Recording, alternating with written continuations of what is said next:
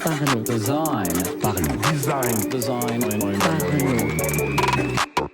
Aujourd'hui, nous allons parler de comment dépasser le simple côté utilitaire dans loader pour aller plus loin.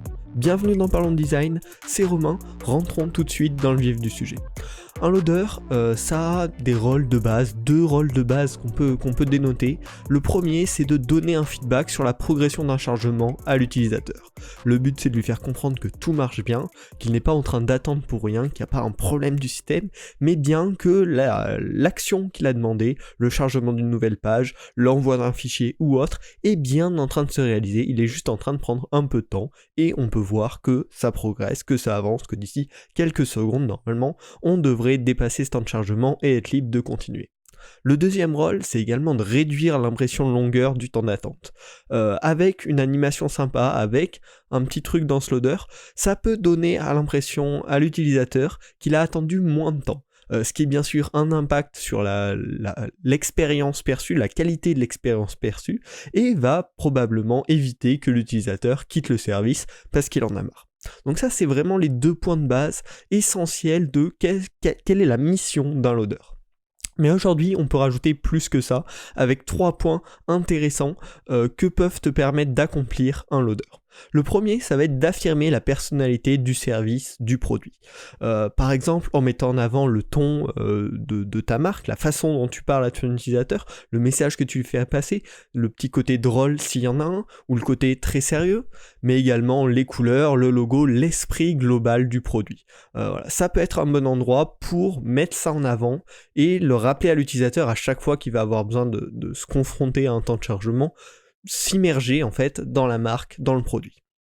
Le quatrième point qu'on peut inclure là-dedans, ça va être d'aider, de guider l'utilisateur dans le produit. Ça a été très utilisé notamment dans pas mal de jeux. Quand il y a un temps d'attente, le jeu te propose bien sûr une petite barre de chargement, etc. Mais également une astuce dans le jeu.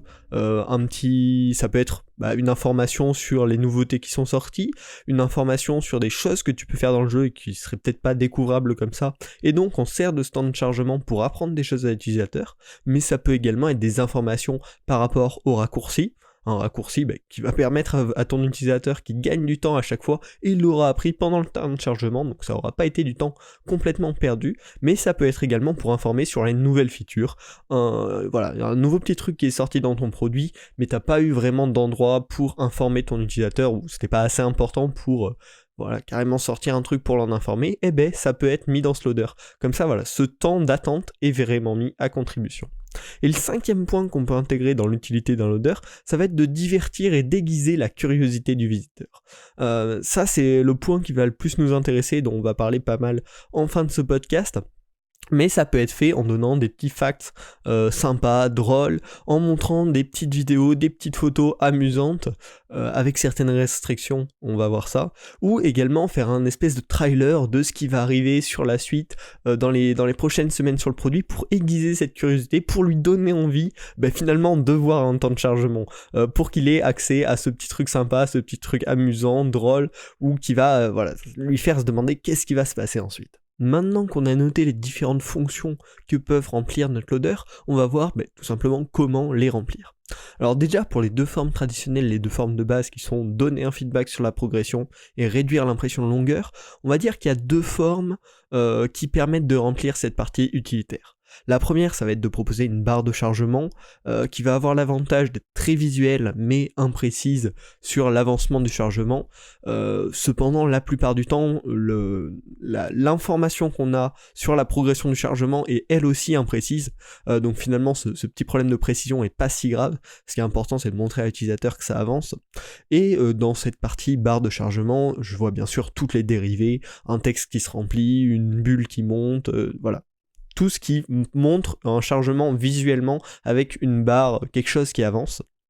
Et la seconde solution, c'est via un pourcentage, donc un chiffre qui s'affiche, qui évolue au cours du chargement. C'est précis pour le coup, mais c'est peu visuel, donc des fois on va allier les deux, et ces deux trucs-là permettent de remplir la partie utilitaire du loader, et donc il ne faut pas les oublier. Il faut au moins en utiliser une dans un des loaders, c'est vraiment la base, c'est ce qui va permettre de remplir sa fonction principale. Donc même si vous voulez, comme on va le voir, dépasser cette fonction utilitaire, il ne faut pas oublier le cœur du loader. À quoi ça sert ? Et donc, je pensais important de revenir rapidement sur ce point, même si ça paraît assez évident, d'implémenter une barre de chargement dans un loader. Petite pause pour vous parler de Template Monster, le partenaire de cet épisode de Parlons Design. Template Monster vient de sortir son service d'abonnement One, qui donne accès à des milliers de ressources pour la construction de sites web, ainsi que de nombreuses offres de première classe. Cet abonnement comprend des thèmes de CMS, des extensions diverses et de nombreuses ressources graphiques. Pour en savoir plus, rendez-vous dans le lien en description de ce podcast.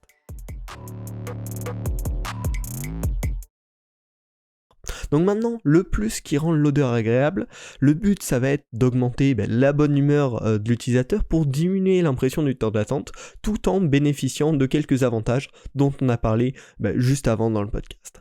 Pour ça, j'ai trouvé des exemples assez sympas qui, moi, m'ont vraiment plu sur pas mal de sites, parce que donc, ce que je vous conseille, ce que je vous recommande de faire d'ailleurs, toutes les semaines je regarde les différents sites qui ont été nommés sur Awards, donc Site of the Day, et quelques prétendants au Site of the Day pour voir un petit peu les tendances, pour regarder ce qu'il y a de nouveau, ce qu'il y a de sympa, m'inspirer.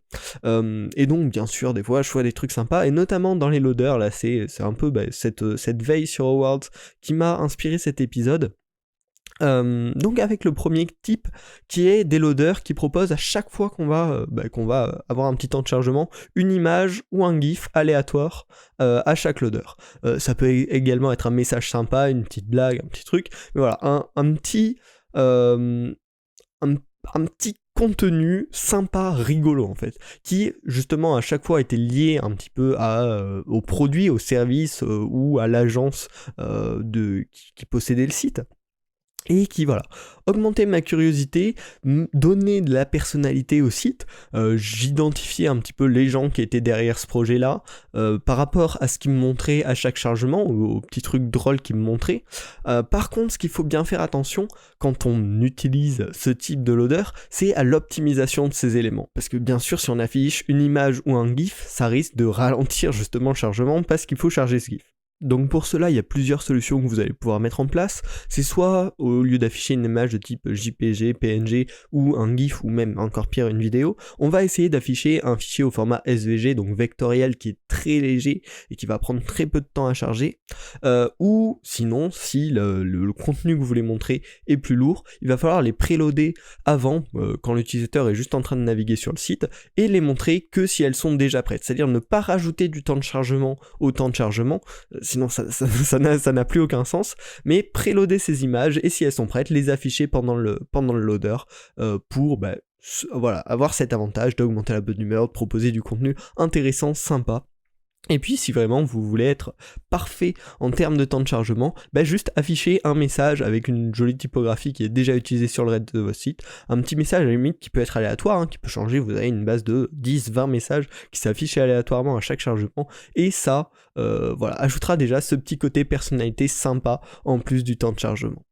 Ensuite, le second loader qui m'a vachement intéressé et que j'ai trouvé génial, malgré qu'il m'a un peu déçu finalement, mais nous on va pouvoir l'utiliser mieux après cette expérience, c'est le loader compte à rebours continu. Alors c'est difficile à expliquer comme ça, j'ai trouvé ça sur harvardfilmarchive.org, et en gros ce qui se passait, donc c'était un site sur les films, sur le cinéma, les archives de cinéma, et le loader c'était un espèce comme avant là avec le 9, 8, 7, 10, 9, 8, 7, 6, un compte à rebours cinéma avant le début du film, et en fait ce qui se passait c'est qu'à chaque fois qu'on chargeait une page, le loader continuait depuis sa dernière position, c'est-à-dire que si je charge une première page et que je vois que le compteur fait 10, 9, quand je vais recharger une autre page ça va me faire 8, 7, 6, et etc. Et en fait à chaque fois, j'avais cette curiosité de voir, mais qu'est-ce qui va se passer quand on va arriver à 0 ? J'avais envie de voir le résultat, et du coup, bien sûr, j'ai beaucoup plus visité le site, j'étais beaucoup plus en profondeur dans le site que s'il n'y avait pas eu ce type de loader, juste parce que j'avais envie de voir qu'est-ce qui se passait quand ça arrivait à 0. Ça m'arrive à moi, mais bien sûr, je pense que ça arrivera à pas mal d'utilisateurs qui vont avoir cette curiosité, cette envie de savoir ce qui va se passer. Bon, là, en l'occurrence, quand ça arrivait à 0, ça a recommencé juste à 10, donc j'étais un peu frustré, mais on peut imaginer que quand ça arrive à 0, on pose une petite anime sympa de fin, et puis recommencer quand même en boucle, parce qu'il faut bien, il faut bien pouvoir avoir le loader, on peut pas avoir un loader infini, mais ça propose ce petit truc qui donne envie de recharger notre page, et donc ça va permettre à un loader de ce type d'augmenter le nombre de pages vues, ce qui est très intéressant sur un site. Donc je vous encourage bien sûr à aller voir le type de loader dont je parle sur harvardfilmarchive.org si vous voulez voir exactement ce que ça donne, mais c'est vraiment quelque chose de sympa qui, je pense, est à exploiter. Ça peut vraiment apporter des résultats en termes de nombre de pages vues, et puis pour l'utilisateur c'est vraiment un aiguisateur de curiosité génial. Donc pense-y lors des prochains loaders que tu vas designer. Si t'as aimé ce podcast, si t'as inspiré, n'hésite pas à le partager avec tes amis qui sont intéressés.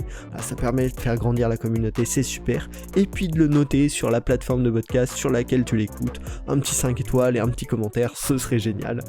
On se retrouve la semaine prochaine pour un nouvel épisode du podcast Parlons Design. Salut.